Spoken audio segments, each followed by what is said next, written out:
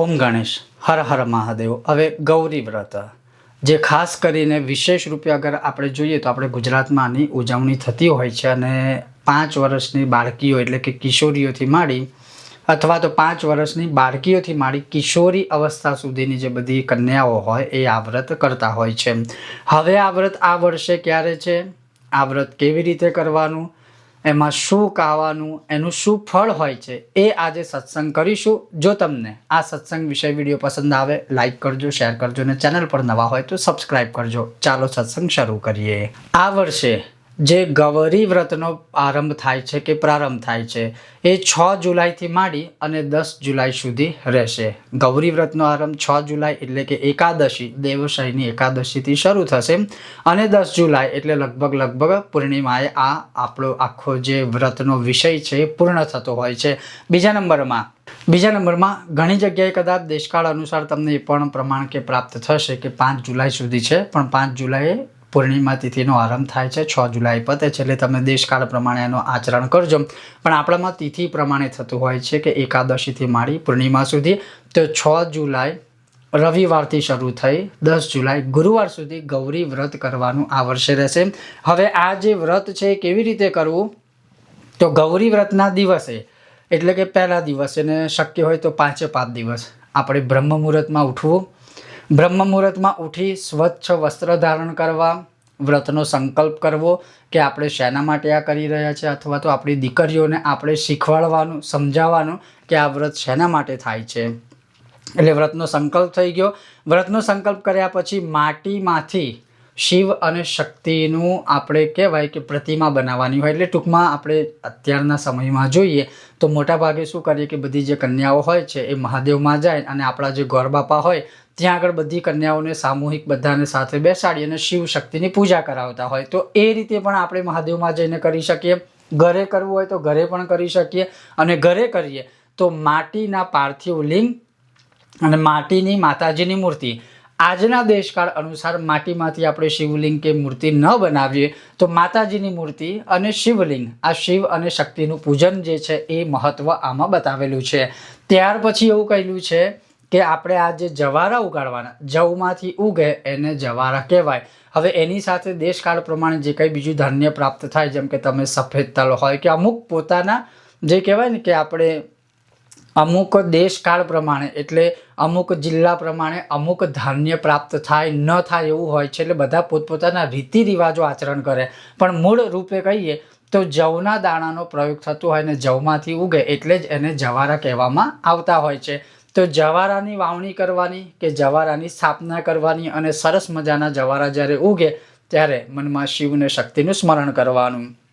એ રીતે માટીમાં આ રીતે આપણે જે છે એ જવારા રાખવા માટેનો સંકલ્પ કરવાનો। હવે ઘણા લોકોને એવું પણ થાય કે અમે આ 5 દિવસ સુધી દેશકાળ પ્રમાણે વ્રત ન કરી શકીએ તો શું અમે 1 દિવસ કરાય, 3 દિવસ કરાય? તો તમે ચાહો તો 1 ને 3 દિવસ સુધી પણ આ વ્રત કરી શકો। હવે આ વ્રત જે કોઈ કન્યાઓ કરતી હોય છે, દીકરીઓ છોકરીઓ કરે, એ લોકોને આપણે મીઠા વગરનું જ 5 દિવસ ખવડાવવું પડે।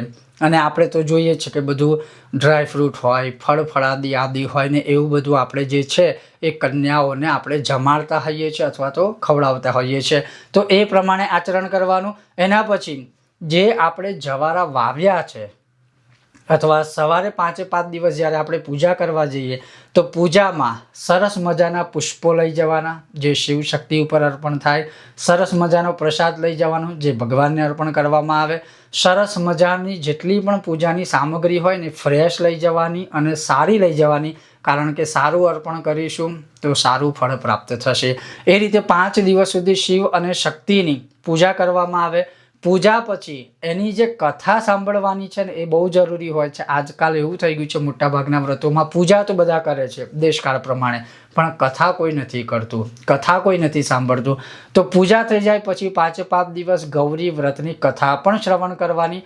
તમે તમારા ગોર બાપાને કે જ્યાં પૂજા કરવા જાઓ કે જેની પાસે પૂજા કરાવો એમને કહેવાનું કે અમને આની કથા પણ શ્રવણ કરાવો। તો એ થઈ જાય પછી એનું પારણ કરવાનું એટલે કે કથા સાંભળવાની, પછી શિવ અને શક્તિની આરતી કરવાની અને આરતી કર્યા પછી આપણે માતાજીને શિવને શક્તિને પ્રાર્થના કરવાની કે આ પૂજામાં કદાચ અમારાથી અજાણતા કોઈ ભૂલચૂક થઈ ગઈ હોય તો માફ કરજો, કારણ કે જાણી જોઈને તો કોઈ ભૂલ કરવાનું નથી. આ જ રીતે 5 દિવસ સુધી શિવ અને શક્તિનું પૂજન કરવું. યથાશક્તિ શિવ શક્તિને ફળ ફળાદી કે સૂકા મેવા આદિ બધું અર્પણ કરવું. દીકરીઓએ એટલે કે જે આ વ્રત કરે છે એ લોકોએ પોતે મીઠા વગરનું જ ખાવું અને બની શકે તો ફળ છે કે સૂકો મેવો છે કે એવી જે બધી વસ્તુઓ છે ને એ જ ખાઈને 5 દિવસ સુધી રહેવાનું. એટલે અવશ્ય શિવ અને શક્તિની કૃપા પ્રાપ્ત થશે.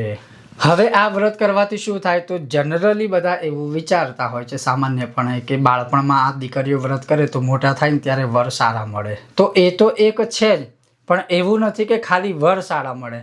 શિવ શક્તિની પૂજાથી વરદાન પણ ઘણા સારા મળે. વિદ્યાર્થીની હોય વિદ્યા પ્રાપ્ત થાય, નવગ્રહોની શાંતિ પ્રાપ્ત થાય અને શિવ અને શક્તિની કૃપા પ્રાપ્ત થાય, જે જગતના માતા પિતા છે. તો પછી બીજું આપણે શું માગીએ? તો આ વ્રત કરવાથી શિવ શક્તિની પણ કૃપા પ્રાપ્ત થતી હોય છે. પણ ફરીથી કહું છું, દેશ કાળ પ્રમાણે આચરણ કરજો. જે દ્રવ્ય પ્રાપ્ત થઈ શકે એનાથી પૂજા કરજો. પહેલો શક્ય અથવા પહેલો પ્રયત્ન એવો કરવો કે આપણે ઘરે આ શિવ શક્તિની પૂજા કરીએ. ઘરે ના થાય તો આપણે આપણા ઘર બાપા જે શિવાલયમાં કે મહાદેવમાં બધાની સાથે પૂજા કરાવતા હોય ત્યાં કરવાનું. તો 5 દિવસ સુધી આ રીતે આ વ્રત કરવું. અને 5મા દિવસે જે છે એ જે જવારા છે એ પવિત્ર સરોવરમાં, તીર્થમાં કે પવિત્ર જગ્યા ઉપર દેશ કાળ સમય પ્રમાણે વિસર્જન કરવા. આ રીતે આ વ્રત કરી શકાય છે, જે આ વર્ષે 6 જુલાઈ ગુરુવારથી શરૂ થાય છે અને 6 જુલાઈ રવિવારથી શરૂ થશે અને 10 જુલાઈ ગુરુવારે પૂર્ણ થશે. અને જેટલા પણ આ વ્રત કરવાના છે બધી માતાઓને, બધી કન્યાઓને, બધી દીકરીઓને, બધી બહેનોને મારા તરફથી ગૌરી વ્રતની ખૂબ સારી શુભેચ્છાઓ.